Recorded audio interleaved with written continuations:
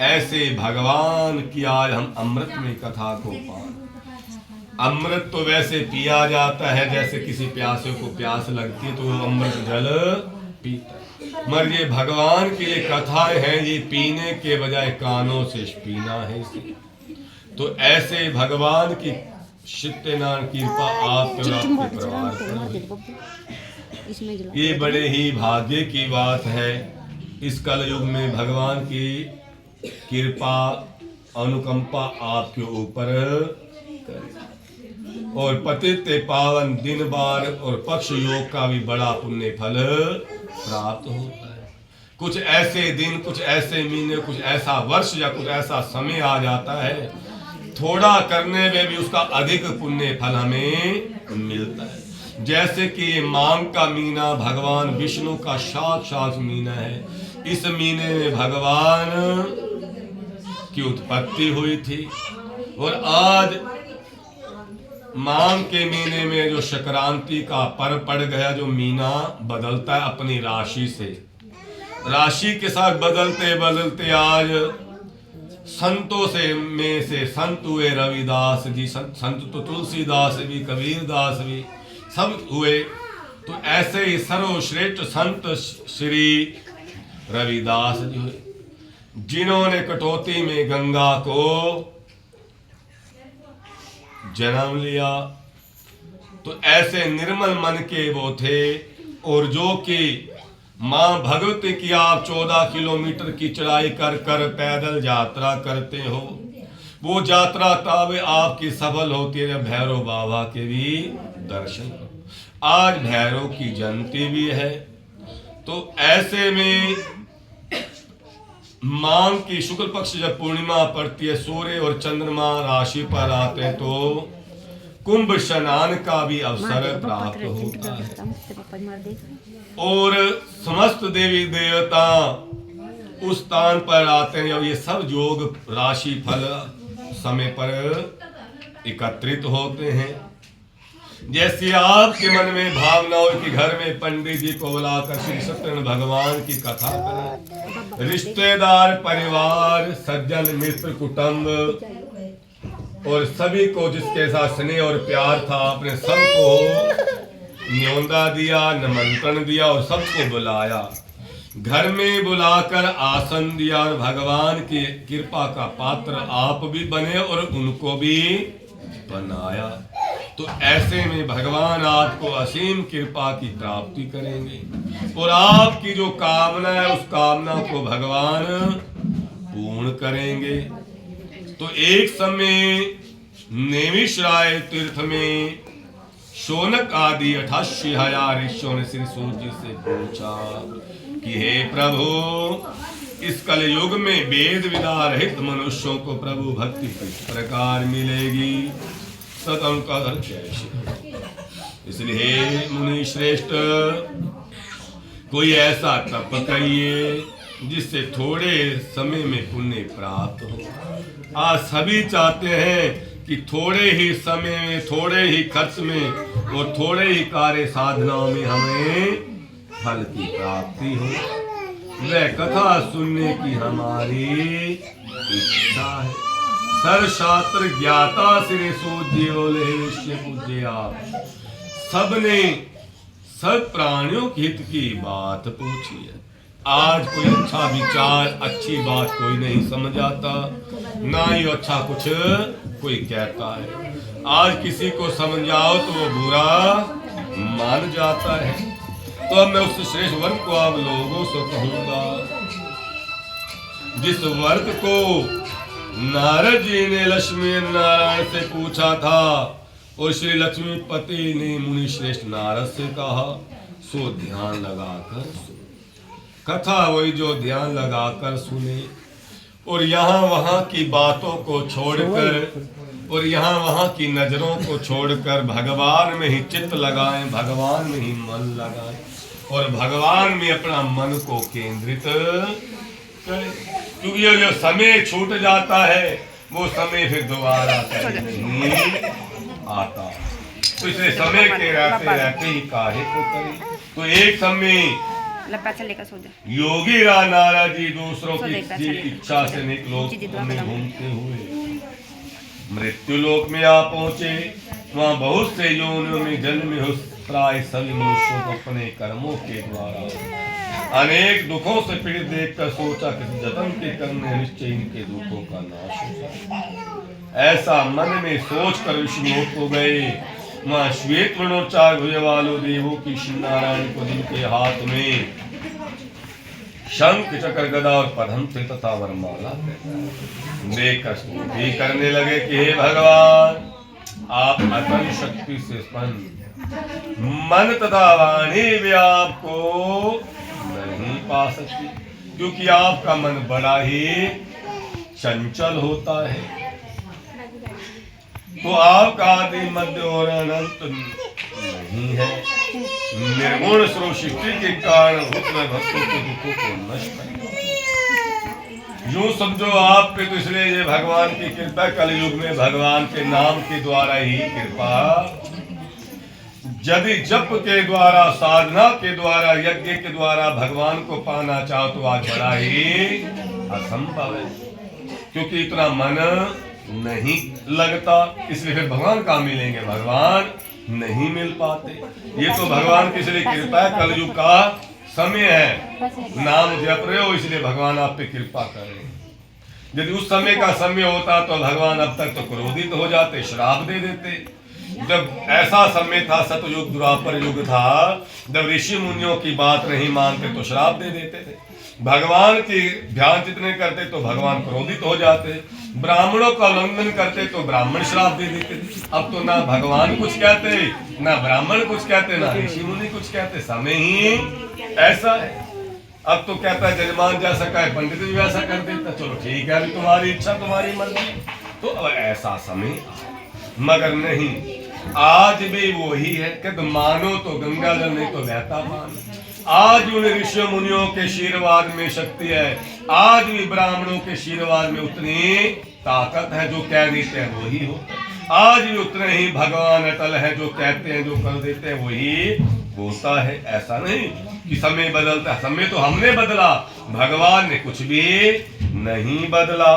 तो नारद जिस प्रकार की स्तुति सुनकर विष्णु भगवान बोले, हे मुनि श्रेष्ठ, आपके मन में क्या है, आपका यह किस काम के लिए आगम हुआ, निष्कोच हमें कहो, हमें बतलाओ। तो मुनि बोले, मृत्यु लोक में सब मनुष्य जो अनेक योनियों में पैदा हुए हैं, अपने अपने कर्मों के द्वारा अनेक प्रकार के दुखों से दुखी हो। जीव जैसा कर्म करेगा वैसा फल देगा, भगवान यही है सच्चा गीता का ज्ञान। कोई किसी को दुख थोड़ी देता है, दुख तो स्वयं ही बनता और बना लेता है जीव अपने हाथ से। जैसे आप किसी वृक्ष को पौधा लगाते हो, वृक्ष के लिए पहले तो पौधा होता है, उसे जल से रोपण करते हो, छींटते तो वो वृक्ष की एक छाया आपको देता है। उसमें भी अंतर और निरंतर होता है। यदि आप सोच लो कि यहाँ से राहगीर जाते तो मैं कांटों वाला वृक्ष लगा दूं, तो कांटों वाला ही वृक्ष लगा। किसने लगाया बोलो, तो हमने तो लगाया कांटों वाला वृक्ष। यदि आप ये लगा लेते कि कुछ अच्छा फलदार वृक्ष लगाए जिसकी छाया भी और फल भी मिले, तो मुझ पर दया रखते हो तो बतलाइए कि उन मनुष्यों के सब दुख पतन से कैसे दूर हो सकते। श्री भगवान जी बोले कि हे नारद, मनुष्यों की भलाई के लिए तुमने बहुत अच्छी बात पूछी है। जिस काम के करने से मनुष्य मोह से छूट जाता है वह मैं कहता हूँ सुनो, बहुत पुण्य देने वाला, स्वर्ग तथा मनुष्य लोग में दुर्लभ एक उत्तम बात। आज मैं प्रेम होकर तुमसे कहता हूँ, श्री सत्यनारायण का यह अच्छी तरह विधि पूर्ण करके मनुष्य तुरंत भोग कर मरने पर मोक्ष को प्राप्त। श्री भगवान के वचन सुनकर नारद मुनि बोला, कुछ व्रत का फल क्या है, क्या विधान, और किस दिन जब व्रत किया और किस दिन जब व्रत करना चाहिए, हमें भी विधि का ज्ञात हो, विस्तार से कहो। भगवान बोले, दुख शोक आदि को दूर करने वाला, धन धान्य को बढ़ाने वाला, सौभाग्य तथा संतान को देने वाला यह व्रत सब स्थानों पर विजय करने वाला। भक्ति और श्रद्धा के साथ पूजा पाठ का कोई दिन वार नहीं होता, कोई विचार नहीं होता। जब आपकी भावना जाग जाए, जब आप समर्थ और एक असमर्थ होता है, समर्थ हो और जब आपकी इच्छा प्रबल हो, वो ही दिन काल वही अच्छा मुहूर्त बन जाता है। नहीं तो कोई मुहूर्त नहीं होता, कोई समय नहीं होता दान पुण्य करने का, पूजा पाठ। बुरे काम और बुराई का तो विचार किया जा सकता है, मगर पूजा दान का क्या विचार कर कर चलना, उसमें तो लाभ ही लाभ हमें प्राप्त होगा। जिस तरह से हम दिन प्रतिदिन भोजन करते हैं, कोई विचार थोड़ी रखते हैं क्या सुबह का जिसको ब्रेकफास्ट नाश्ता बोलते करना है कि नहीं करना, वो करता है। फिर दोपहर को भी करता है भोजन, रात को भी करता है फलाहार भोजन। तो इसी तरह से कोई दिन बार थोड़ी रखा हुआ है, तो नहीं, तो नित्य प्रति वो जीव अपने जीने के लिए भोजन करता है।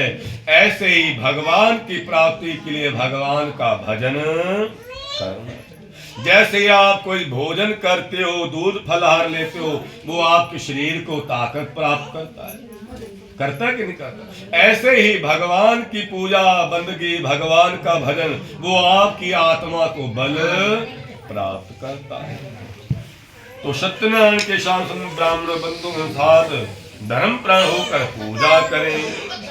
भक्ति भाषण वेद, केले का फल, घी, दूध और गेहूं का चूर्ण स्वयं, गेहूं के भाव में साठी का चूर्ण, शक्कर तथा गुड़ लें और सब जमा करके भगवान को अर्पण कर दें। भगवान के समक्ष कसार का प्रसाद रखवाओ, चढ़ामत भी रखवाओ। जो आपने भोजन सामग्री का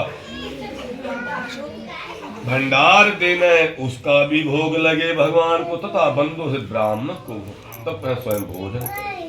नित्य गीत आदि कथन कर कि जब भगवान के घर में हमारी पूजा इतनी बड़ी हो रही है, तो गाते बजाते हुए, गुनगुनाते हुए भगवान के मंगल में भजनों कीर्तनों के साथ भगवान का अनुराग किया जाए, भगवान का स्वागत किया जाए और भगवान को प्रसन्न किया जाए खुशी और मंगलमय से। जैसे कि मंगल भवन अमंगल हारी, सभी अमंगलों को हर के आज आपके घर में मंगल ही मंगल कार्य हो, ऐसा स्मरण करो भगवान का। और इसी तरह से अपने समय को बिताना चाहिए। इस तरह व्रत करने पर मनुष्यों की इच्छा निश्चय, जो आपकी कामनाएं, जो आपकी इच्छाएं, वो ही भगवान आपकी इच्छाएं की करता तो परमात्मा ही है। इंसान तो केवल उसका पात्र, भगवान का पात्र होता है। उधर भगवान एक पात्र है, तो इसी तरह सुपात्र में भगवान को परोसा जाए तो इसी तरह निश्चय ही पूरी होगी।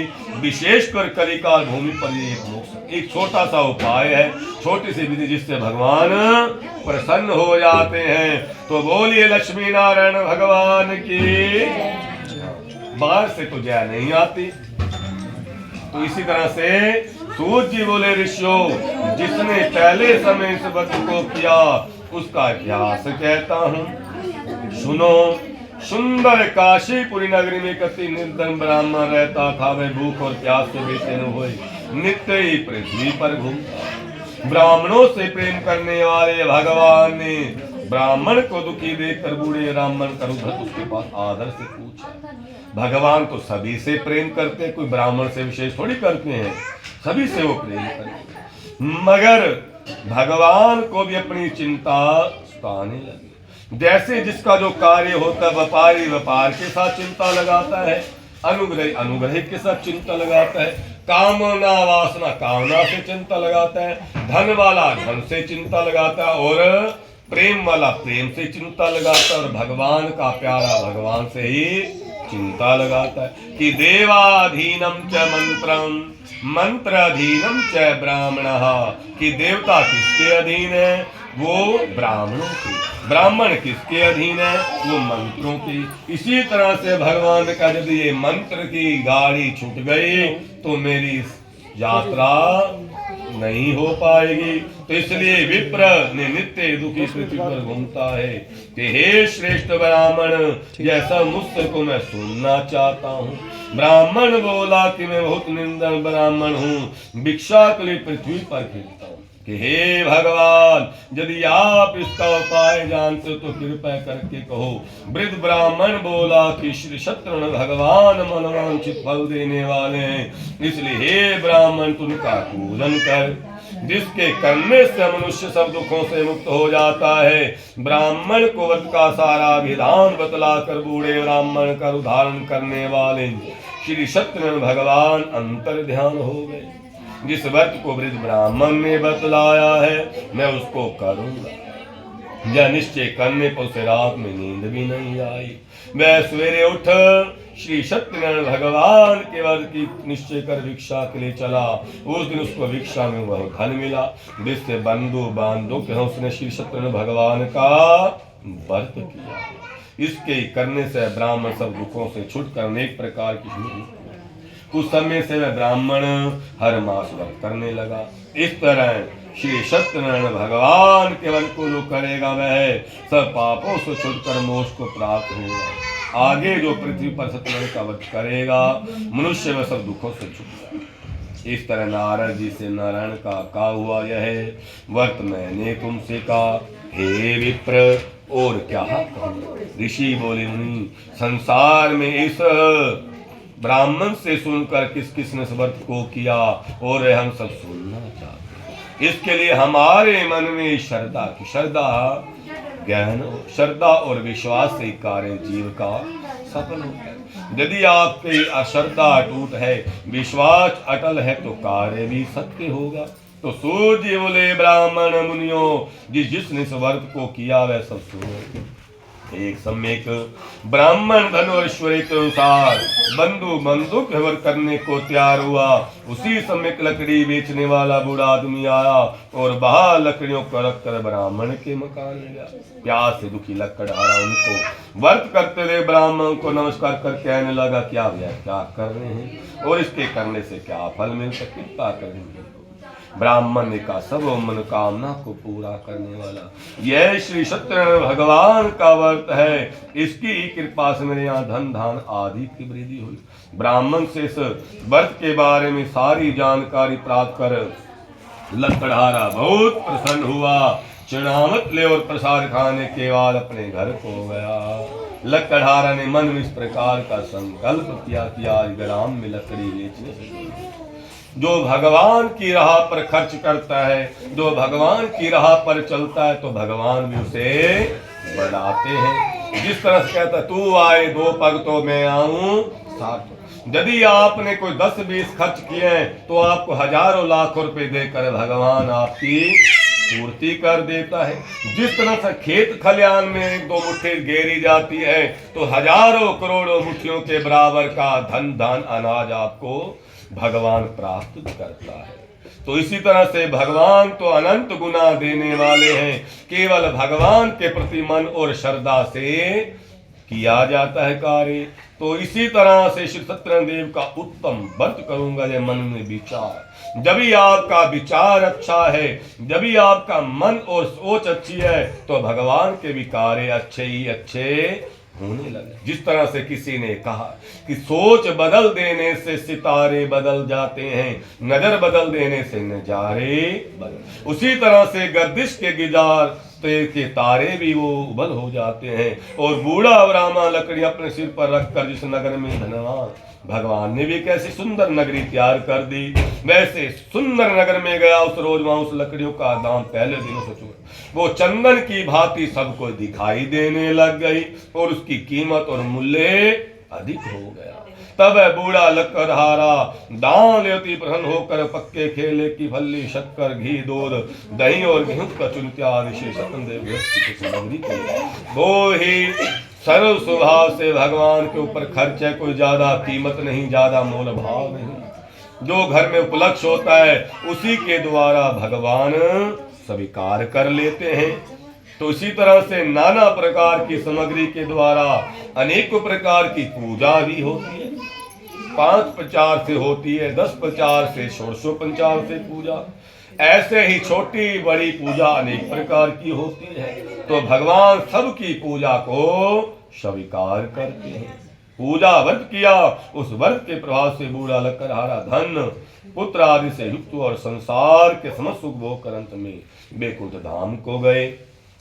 तो बोलो विष्णु भगवान की।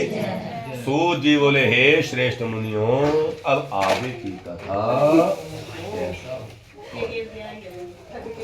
कोई बात, जब तूफान आता सब कुछ बहकर ले जाता है। तो आगे की कथा कहता हूं, सुनो पहले। समय में लुकामा नाम का एक बुद्धिमान राजा, राजा तो बुद्धिमान होते तभी राजा बनता है। वे सत्य वक्त और जितेंद्रिय था, प्रतिदिन देवस्थानों पर जाता तथा गरीबों को धन देकर उनके कष्ट दूर करता था।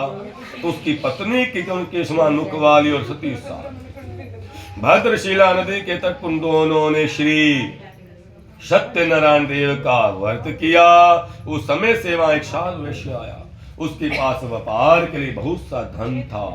वह नाव को किनारे पर ठहरा कर राजा के पास गया और राजा को व्रत करते हुए देखकर विनय के साथ पूछने लगा कि हे राजन, भक्ति युक्त आप क्या कर रहे हैं? मेरी सुनने की इच्छा है।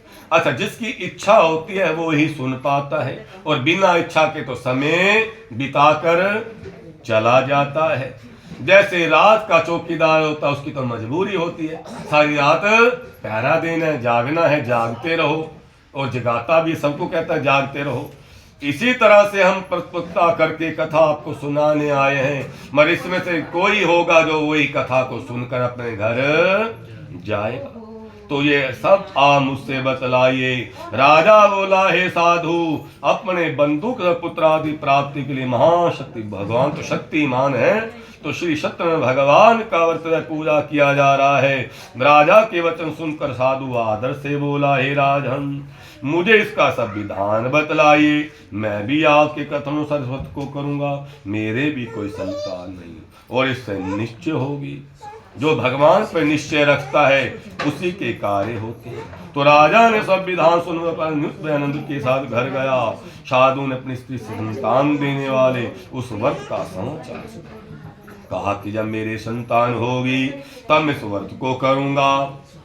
साधु ने ऐसे वचन अपनी स्त्री लीलावती, एक दिन उसकी स्त्री लीलावती पति के संसार तक होकर भगवान सत्यनारायण की कृपा से गर्भवती हो गई तथा 10वें महीने में उसके गर्भ से कन्या का जन्म हुआ। दिनों दिन वह इस तरह बढ़ने लगी जैसे शुक्ल पक्ष का चंद्रमा। जब समय निकल जाता है, फिर लड़का हो चाहे लड़की, पुत्र हो चाहे पुत्री, उसी को ही वो स्वीकार करता है। शुक्ल पक्ष का चंद्रमा बढ़ता है, कन्या का नाम कलावती रखा गया। तो लीलावती ने मीठे शब्दों में अपने पति से कहा कि हे नाथ, आपने जो संकल्प किया कि भगवान का व्रत करूंगा, अब उसे करिए। साधु बोला, प्रेस के विवाह पर करूंगा, थोड़े समय की और बात है। इस प्रकार अपनी पत्नी को श्वासन दे नगर को गया। कला गृह में वृद्ध को प्राप्त हो गई। साधु ने जब नगर में सखियों के साथ अपनी पुत्री को खेलते देखा, तुरंत ही दूत को बुलाकर कहा कि मेरी पुत्री के वास्ते कोई खोज कर देखभाल कर लड़की संयोग वाले पुत्र को ले आना। उस संजोग लड़के को देखकर साधु अपने बंधु सहित प्रसन्नचित अपनी पुत्री का विवाह उसके साथ कर दिया। किंतु दुर्भाग्य से विवाह के समय में उस व्रत को करना भूल गया। जब जीव अपने कार्य में, मंगलमय में या व्यापार में या खुश में प्रसन्न रहता तो भूल जाता है। तब श्री भगवान जी क्रोधित हो गए। ओ श्राप या तुम्हें धन दुख प्राप्त होगा। इसलिए कहते हैं सुख आ जाए तो फूलो नहीं और दुख आ जाए तो अपने कार्य में कुछ साधु ने अपने माता सहित समुद्र में गए। वहां दोनों ससुर दमाचन राजा कुछ नगर में पार करने गए। एक रोज भगवान श्री सत्यनारायण की माया से प्रेत को चोर राजा का धन चुरा कर जा रहा था, किंतु अपने पीछे राजा के दूतों को आकर देखकर चोर ने घबरा कर भागते राजा के धन को वहीं चुपचाप रख दिया। यहाँ वे दोनों ससुर दमाद ठहरे थे। जब दूतों ने साधु वैश्य के पास राजा को धन को रखा देखा तो वे दोनों को बांध कर ले गए और बड़े प्रशंसा से दौड़ते राजा घर जाकर बोले, महाराज यह दो चोर पकड़ कर लाए। देख कर आज्ञा दे, तब राजा की आज्ञा सुनको कठिन कारावास में डाल दिया और उनका सब धारा धन श्री सत्यनारायण भगवान के श्राप के द्वारा उनकी पत्नी पर घर में दुखी हुई और घर पर जो धन रखा था चोर चुरा कर ले गए। शारीरिक व मानसिक पीड़ा तथा भूख प्यासती हुई उनकी चिंता में कलवती ब्राह्मण के घर गई। माँ उसने श्री सत्यनारायण भगवान का वरोध देखा, फिर कथा सुनी तथा प्रसाद ग्रहण कर रात को घर आई। माता ने कलावती से कहा, हे पुत्री अब तक कहाँ रही, मैं तेरे मन में क्या है? क्योंकि मन बड़ा ही चंचल होता है, कहीं इधर उधर ना डगमगा जाए, इसलिए बेटियों का ध्यान रखना पड़ता है, रखना चाहिए। तो भजनों में भी कहा कि बेटा कितना भी प्यारा क्यों ना हो, सर पे चढ़ाना ना चाहिए। बेटी कितनी भी प्यारी हो, घर घर में घुमाना ना चाहिए। घर घर में क्या काम घूमने का। कलावती बोली, हे माता, मैंने ब्राह्मण के घर श्री सत्यनारायण भगवान का वर देखा। कन्या के वचन सुनकर लीलावती भगवान की पूजन की तैयारी करने लगी। लीलावती ने परिवार और बंधु सहित श्री सत्यनारायण का भगवान का पूजा किया और यह वर मांगा कि मेरे पति और दामाद शीघ्र ही आ जाए। साथ ही प्रार्थना की, हम सब का अपराध क्षमा करो, भगवान दया की पात्र। और श्री सत्यनारायण भगवान इस वर्ष से संतुष्ट हो गए और राजा चंद्र के को सपन में दिखाई दिए और कहा, हे राजा, दोनों वे प्रात ही छोड़ दो और उनका सब धन जो तुमने ग्रहण किया दे दो, नहीं तो तेरा धन पुत्र आदि राजा आदि सब कुछ नष्ट कर दूंगा। राजा से ऐसा वचन कहकर भगवान अंतर ध्यान हो गए।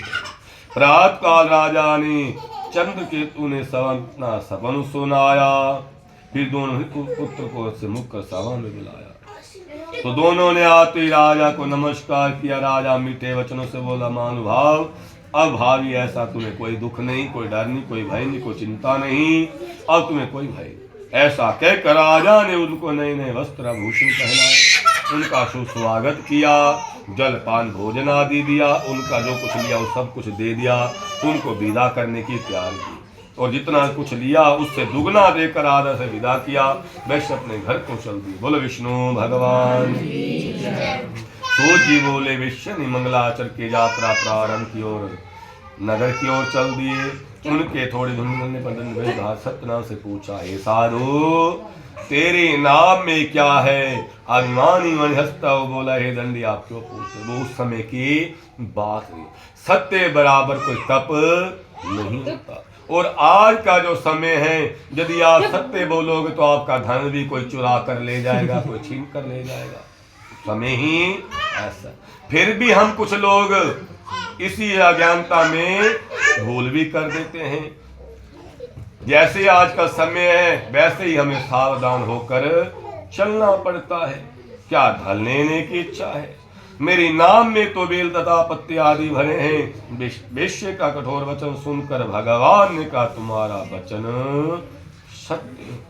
तो दंडी ऐसा कहकर वहां से चले गए और कुछ दूर जाकर समुद्र के किनारे बैठ गए। दंडी के जाने भविष्य नित्य क्रिया करने का नाव को चींटी देखकर अचंबा किया तथा नाम में बेल आदि देखकर मृत्यु जमीन पर गिर पड़ा। फिर मूर्छा खुलने के तन शोक करने लगा। अब रोने धोने से क्या लाभ? तब उसका दामाद बोला, क्या लोग शोक न करे, दंडी का शोक, हम उनकी शरण में चलना चाहिए, तभी हमारी मनोकामना पूरी। दामाद के वचन सुनकर दंडी के पास पहुंचा। अतंत भक्ति भाव से नमस्कार कर बोला, मैंने जो आपसे अतंत वचन कहे थे उसको क्षमा करो। ऐसा कहकर माशु का तो बोलने लगा। तब दंडी भगवान बोले, पुत्र मेरी आज्ञा से बार बार तू मेरी पूजा से मुख हुआ। साधु बोला, हे भगवान, आपकी माया से मोहित ब्रह्म आदि भी आपके रूप को नहीं जानते, तब मैं ज्ञानी कैसे जान सकता हूँ? आप प्रसन्न होइए, मैं समर्थ के अनुसार आपकी पूजा करूँगा। मेरी रक्षा करो, पहले के समान नौका में धन भर दो। उसके भक्ति वचन सुनकर भगवान प्रसन्न हो उनकी इच्छा अनुसार वर दे कर्म पर ध्यान हो गए। तब उन्होंने परा कर देखा कि नाव धन से परिपूर्ण, फिर वह भगवान श्री सत्य का पूजन कर साथे होते नगर को चला। जब अपने नगर के निकट पहुंचा तब दूत को घर भेजा। दूत ने साधु के घर जा उसकी श्री नमस्कार कहा। साधु अपने दमाद से इस नगर के आ गए। ऐसा वचन सुनकर साधु की स्त्री बड़े हर्ष के हंसने का पूजन कर पुत्र से कहा, मैं अपने पति के दर्शन तू कार्य पूर्ण शीघ्र आ जाना। माता के ऐसे वचन सुनकर कलावती प्रसाद छोड़कर पति के पास गई। प्रसाद की आज्ञा के कारण हृदय रुष्ट हो गए। उसके पति से पानी में डुबो दिया। कलावती अपने पति को न देखकर रोती हुई जमीन पर गिर गई। इस तरह नौका को डूबता तथा कन्या को रोता दे साधु भी बोले, हे प्रभु मुझसे या मेरे परिवार से जो भूल हो इसे क्षमा कर। उसके दीन वचन सुनकर सदैव प्रसन्न हो गए और आकाशवाणी में, साधु तेरी कन्या मेरे प्रसाद को छोड़कर आई, इसलिए इसका पति अदृश्य। यदि वे घर जाकर प्रसाद खाकर लौटे तो से पति अवश्य मिलेगा। ऐसी आकाशवाणी सुनकर कलावती ने घर पहुंचकर प्रसाद खाया। फिर उसने आकर पति के दर्शन किए। फिर साधु ने बंदों सहित सतदेव का भी पूजन किया। उस दिन से वह हर पूर्णिमा का सत्यनारायण का पूजन करने लगा। फिर इस लोक का सुख भोग कर अंत में स्वर्लोक को गए। बोले विष्णु भगवान की। सूत जी बोले, ऋषियों में और भी कथा कहता हूँ। प्रजा नाम के उसने भी भगवान का प्रसाद त्याग कर बहुत दुख पाया। एक सर ने वन में जाकर वन में पशु को मार कर बड़े उसने ग्वालों को भक्ति भाव से उनसे राजा देख कर भी अभिमान वशुआ नहीं गया और उन्हें नमस्कार किया। जब ग्वालों ने भगवान का लुटा दिए सब पाया तो जान गया कि ये सब कुछ भगवान। तब विश्वास कर ग्वालों ने गया प्रसाद खाया तो हो सत्य देव की कृपा से जैसा था वैसा ही हो गया। सुख भोग कर मरने पर स्वर्लोक को गया। जो मनुष्य इस दुर्लभ को करेगा भगवान की कृपा से धन धान की प्राप्ति होगी। निर्धन धनी और मन से मुक्त होकर निर्भय हो जाते हैं। संतानहीनों को संतान की प्राप्ति होती है तथा सब मनोरथ पूर्ण होकर अंत में लोग धाम को जाते हैं। जिन्होंने पहले स्वर्ग को किया है उसके दूसरे जन्म के साथ संतानम। ब्राह्मण ने सुदामा का जन्म लेकर मोक्ष को पाया। उल्का नाम का आदर्श होकर ब्रह्म प्राप्त हुआ। साधु नाम विष्णु धनु त्रिपुत्र को आर्य से चलकर मोक्ष को प्राप्त किया। महाराज तुम सिंह होकर भगवान में भक्ति कर्म कर मोक्ष को प्राप्त किया। बोलो लक्ष्मी नारायण भगवान की जय। नारायण नारायण